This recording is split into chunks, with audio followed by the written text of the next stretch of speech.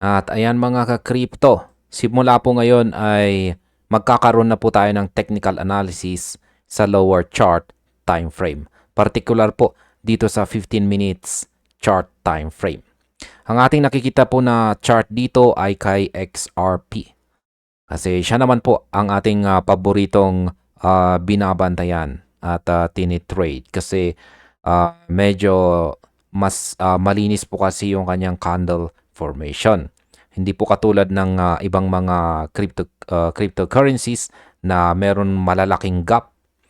Ayan, at least dito kay XRP, medyo ayan, maayos po yung kanyang candlestick formation. Mas maganda at mas malinaw na basahin. Kaya maganda rin po ito para sa mga baguhan na gustong matuto ng pagtitrade. Ayan, pagtitrade or isang trading strategy na siyang aking ginagamit po dito. Yan, simple lamang po yung ginagamit natin dito, mga support and resistance lamang. At meron lamang po tayong dalawang indicator na tinatawag pong Halsey indicator at saka QQE mod. Kaya kung gusto po ninyong matutunan yung aking strategy dito, ay ayan, panoorin lamang po ninyo yung mga technical analysis update ko dito. Yan, at dahil po sa pamamagitan ng lower chart time frame na analysis natin dito is masasabi kong mas mabilis po ninyong matututunan ito. Kaya ayan, maliban po dito ay sinasamahan na rin natin ng balita ang ating technical analysis para hindi naman po tayo maboring. Ayan, maboring at ayan na nga, kasi medyo nakakaboring po pag nakatutok lamang po tayo ng diretso dito sa ating chart. Yung balita po natin ngayon, ayan, ay balita po dito sa Pilipinas. Ayan, mula po ito, ang ating source ay mula po sa Bitpinas. Ayan, naiulat na rin po ito sa mainstream media. Sabi rito ay Senator Hontiveros seeks Senate probe on Roblox. Pushes regulation over ban. Ayan, sino nga ba ang naglalaro sa inyo dito ng Roblox? Ayan, kinahuhumalingan po ito ng kabataan ngayon. Ngayon ay ano naman ang kinalaman nito para sa atin o sa crypto market? Yan, at kung bakit natin ito binabalita. Yan, Roblox, hindi naman po yan platform ng crypto. Pero, ano ang pwedeng maging impact nito para sa atin? Kaya yan po ang ating pag-uusapan na balita dito. Ayan. Ngayon ay handa na ba kayo? Ayan, alin kaya ang mas magandang simulan natin? Yung technical analysis or yung balita? Yan, i-comment na lamang po ninyo sa ibaba. Pero sa ngayon, dahil wala pa akong ideya, ay simulan na lamang po natin sa ating balita. Kasi yan naman po yung ginagamit natin na ating title. Ayan. Si Senator Senator Hontiveros. Yan. Hontiveros. Yan, nakialam na po siya. Yan, nakialam na po siya sa kaganapan na ito. Ayan. Habang ang buong bansa po ay nag-abang kung itutuloy ng DITC at saka CICC ang kanilang banta na blanket ban o tuluyang pag-ban sa Roblox, ay pumasok na po ang Senado sa eksena. Yan, ito si Senator Risa Hontiveros. Siya po ay formal nang naghain ng tinatawag na resolution, Senate Resolution number 357 para magsagawa po ng isang komprehensibong investigasyon. Pero bago po tayo mag-alala, ang layunin po dito ay hindi ang basta-bastang pagban, kundi ang paggawa ng isang matibay na regulatory framework. Ngayon, ito po yung pinakamahalagang tanong. Ayan.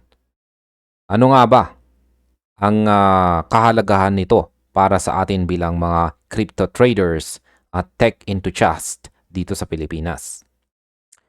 Yan, mahalaga ito sa atin dahil ang Roblox ay itinuturing po na isa sa mga pundasyon ng tinatawag na metaverse o digital economy. Kaya yan, pag-uusapan po natin ang bawat numerical data ng investigasyon at ang posibleng domino effect nito sa crypto market dito po sa Pilipinas. Kaya ihanda po natin ang ating sarili kung ligtas ba ang ating digital future. Ayan.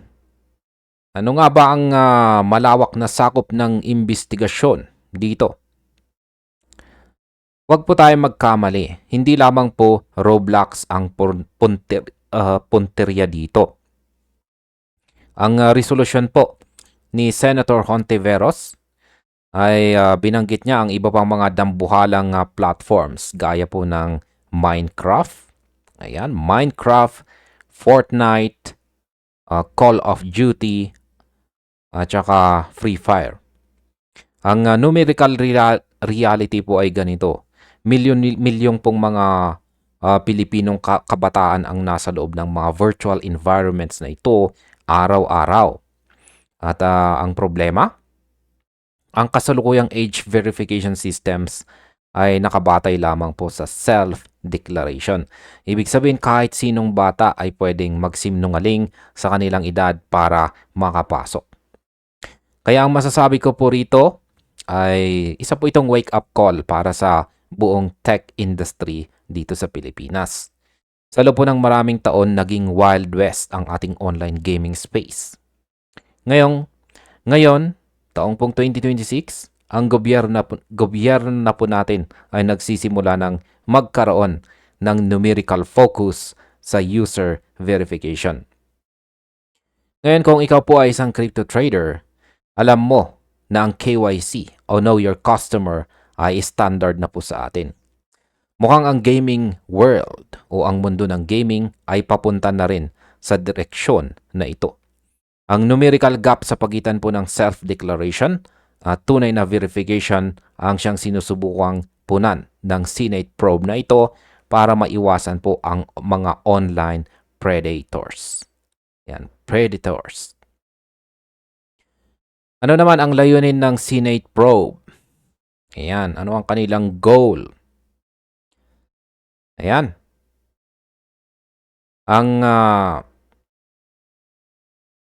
Meron pong tatlong main focus ang investigasyong ito.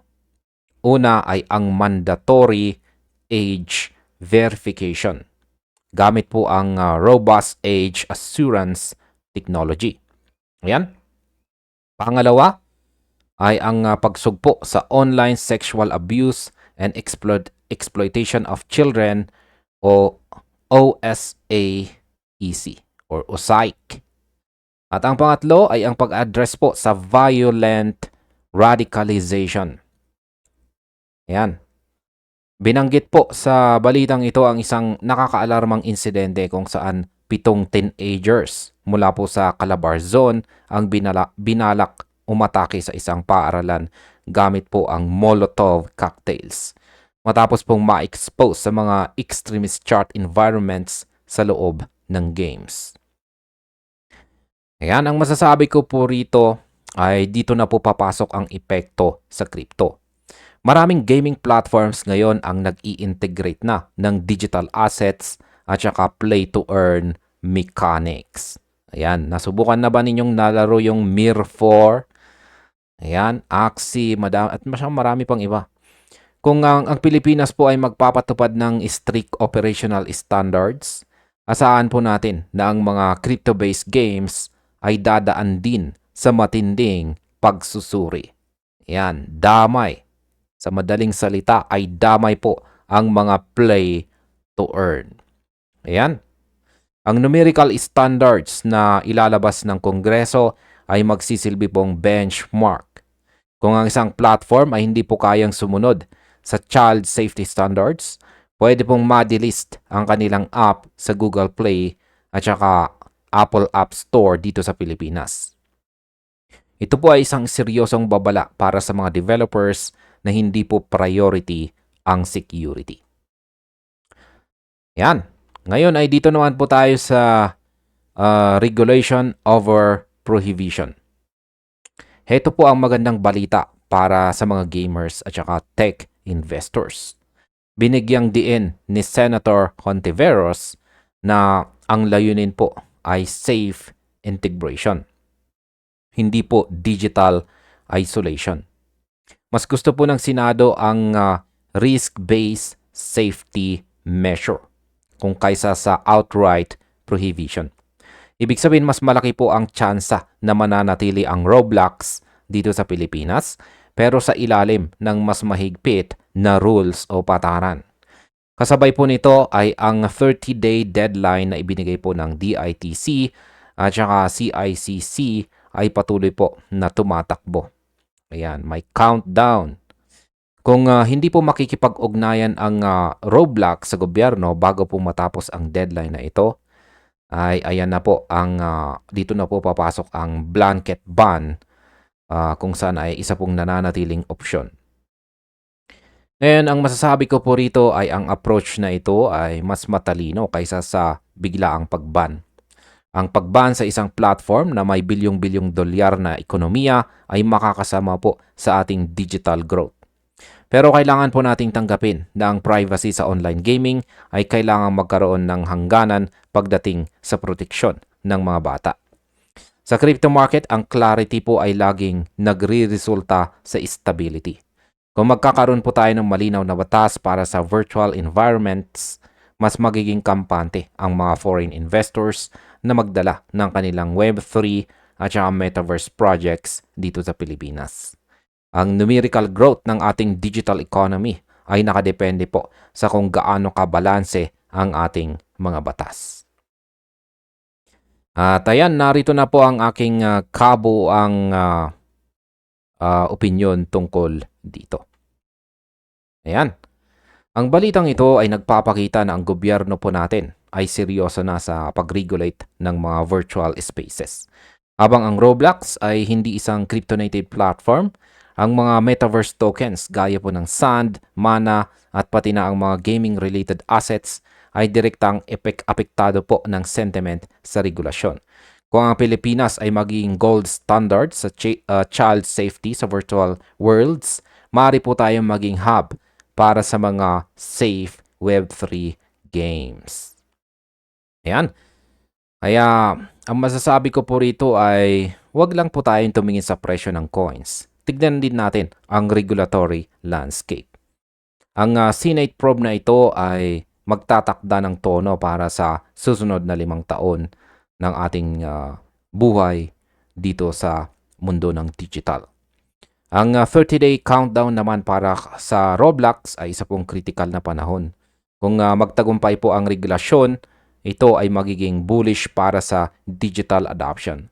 Pero kung mauwi po ito sa ban, asahan po natin ang negative sentiment sa tech sector ng ating bansa.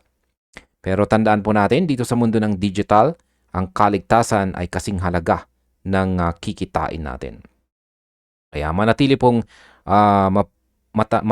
tayo mapagmatsyag at siguraduhin po natin na ang ating mga investments ay nasa mga platforms na sumusunod po sa batas na nagbibigay ng halaga sa seguridad ng bawat mga user.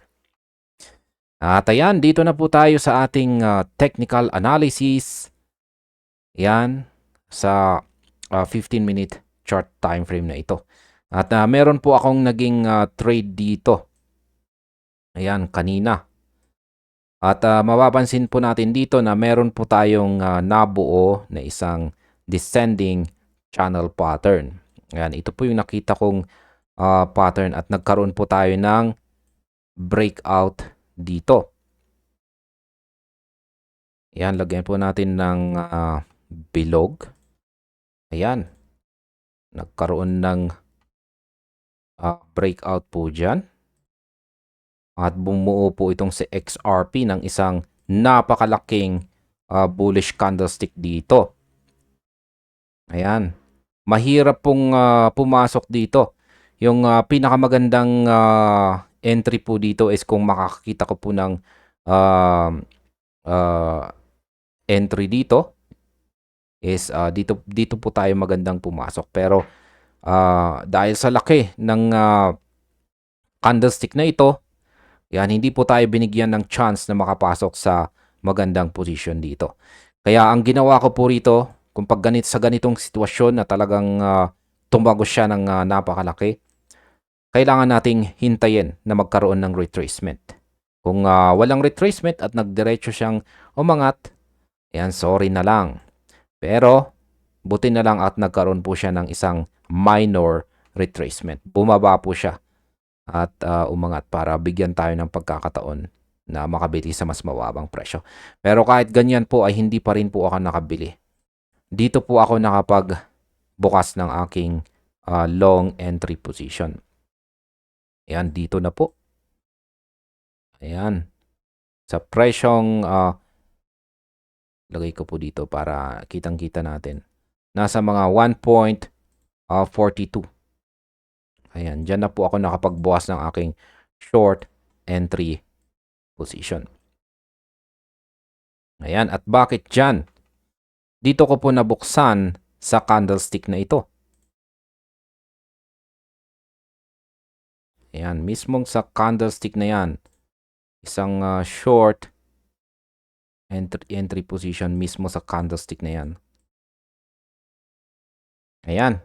Ngayon ay bakit ko dyan nabuksan? Ayan.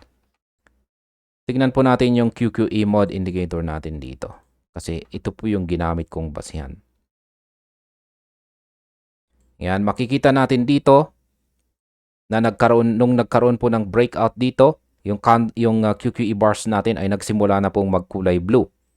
Ibig sabihin, nag-a-agree na po siya na malakas, may pumasok na bullish signal. Ngayon, sinundan pa ito ng mga kulay blue na QQE bars. Yan, ibig sabihin is meron po talaga tayong buying pressure.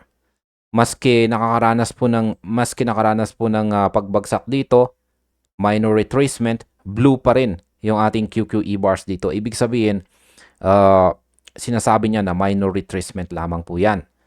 Ibig sabihin, pagkakataon na rin yan na pumasok tayo. Isang second chance na pumasok ang mga traders. Kaya naghintay po ako na magsimulang umangat or lumaki yung candlestick natin dito. At dito na nga, nakita ko yung opportunity dito. Ayan, nung nagsimula pong lumaki ang QQE bars natin dito.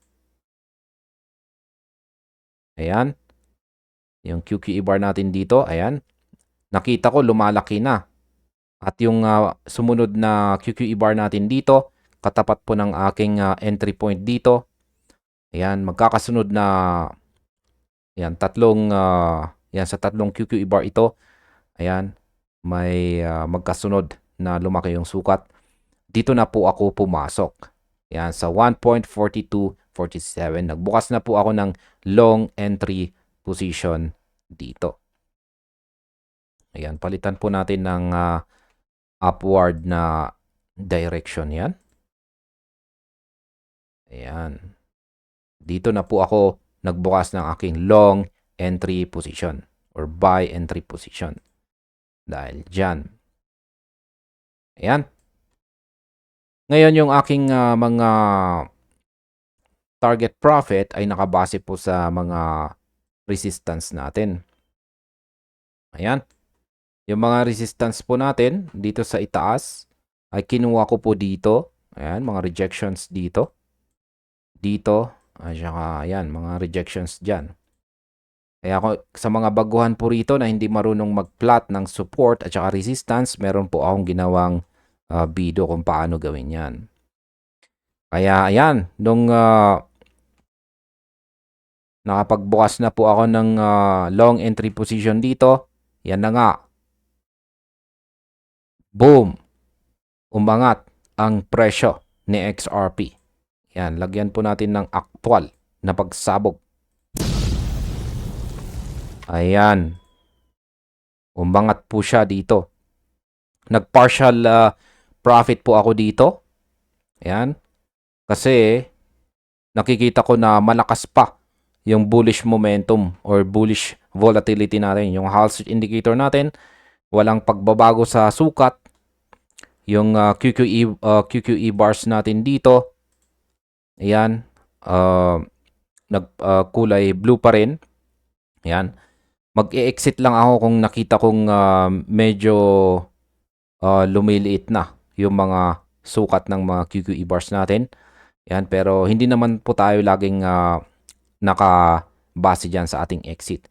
Tinitignan na rin natin kung nakabasag po siya ng isa o dalawang resistance, okay na yun sa akin. Yan, okay na yun sa akin. Kaya yung take profit ko po is dito. Nag-take profit ako dito at saka hanggang dito. Yan, hindi ko na po pinaabot dito. Okay na ako dito hanggang dito sa resistance dito. Kaya yan sa 1.4516 hanggang dyan lang. Hindi ko na kinuha hanggang dito. Kaya yan po yung aking naging previous trade dito kay XRP na isang successful na long entry position. Yan. Ngayon ay dito naman po tayo sa kasalukuyan. Ngayon mapapansin po natin na sa kasalukuyan ay meron pong nabubuong isang trend resistance na naman dito. Ayan, trend resistance. At pagkatapos ay isa pong support na rin dito. Trend support dito sa ibaba. Ayan po. Color coding natin dito. Lahat ng mga kulay red, support. Lahat ng mga kulay green is resistance. Ayan. At mukhang flagpole ito. Parang bullish flagpole. Kaya lagay po natin yung kanyang flag, yung kanyang poste. Mukhang ito po yung kanyang poste. Ayan, palitan natin ng kulay orange. Yan po yung kanyang poste at ito po yung kanyang watawat. Isa po itong bullish pattern na pag nagkaroon po tayo ng breakout dito sa upper portion is magpapatuloy po siya sa kanyang pag-angat. Yung aking target po dito kung sakaling nagkaroon po tayo ng breakout dito ay ayan po ulit. Yan, tatargetin po natin yung mga resistance natin dito. Yan, dito at saka yung pinakamataas na target natin is dito. Ayan. Lagay po natin yung mga price targets natin. Kung sakaling nagkaroon siya ng breakout, ayan, gaya ng aking sinabi kanina, ito po yung unang price target natin. Ayan, kung talagang gusto po natin ng safe, is mas maganda kunin na natin yung take profit natin dyan. Ito naman yung ako, kontento na ako dito sa 1.45 kung umabot po siya dyan. Pero pag medyo greedy po tayo, pwede po tayo dito sa 1.4635. Yan po yung mga targets natin kung sakaling kung sakaling yung ating bullish flag pattern natin dito ay yan na nga nagkaroon ng result or sumunod sa outcome nito. Ayan, yung speculated outcome ng pattern na ito. Ayan, yung ating support, yan is kasalukuyan po na yung support ay ito. Nandito yung support natin. Ayan, kulay red. Ayan. Lagyan po natin ng presyo. Ito po yung kasalukuyang pumipigil sa pagbagsak ni XRP sa ngayon. Ayan. Yung sunod is dito, kukunin natin dito. Ayan, lagay po natin yung dalawang support natin dito. Ayan, nasa 1.3994. Yan po yung mga support natin. Pwede pong ma-invalidate yung pattern natin dito kung bumagsak po siya sa ilalim ng mga support natin dito. Mai-invalidate po yung pattern natin dito. Yan, tandaan po natin, 15-minute chart time frame po ito. Mabilis po ang magiging galaw nito. Kaya pwede pong mag-update po tayo mamaya siguro. Yan, pero siguro kung bukas po yung next update natin, marami na po yung magiging galaw. Ayan, nagfo-focus na po ako sa, kung dati ay sa daily trading po ako, nakafocus. Ngayon is kailangan na po nating mag-focus dito sa mas mababang time frame para lumaki-laki naman yung ating kita. Yan. Kasi apektado po talaga yung kita natin dahil sa nangyayaring kaganapan ngayon sa buong mundo.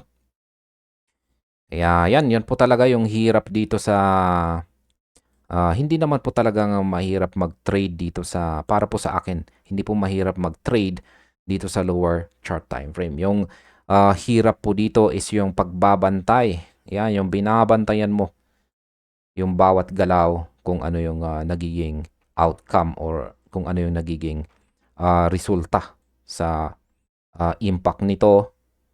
Yan. Kaya medyo nakakapagod po. Kaya sa mga gustong mag-trade sa ganitong kabilis or mababang time frame ay ihanda po ninyo ang inyong pagsusunog sa kilay. Ayan, kasi magpupuyat ka po talaga dito. Ayan, kailangan ay yung mata mo ay nakatutok. Ayan, nakatutok lagi dito sa ating screen. Kaya ayan, gaya ng sinabi ko kanina, simula po ngayon is magbibigay po ako ng mga aking technical analysis dito sa lower chart time frame, particular po dito sa 15 minutes. At dahil sa tingin ko is makakatulong po ito sa mga baguhan na pag-aralan. Yung maski yung mga support and resistance lamang. Ayan, paano po maglagay dyan. At yung aking simpleng trading strategy dito na ginagamit ko na rin sa pag-analysis. Kaya yan po ulit. Uulitin ko, yung binabantayan po natin dito is kung saan po siya magkakaroon ng breakout dito sa ating descending wedge pattern dito o yung ating flag o yung watawat natin dito sa ating bullish flag pattern na ito. At ayan mga ka-crypto, hanggang dito na lamang po tayo sa video na ito. Maraming pong salamat sa inyong panunood.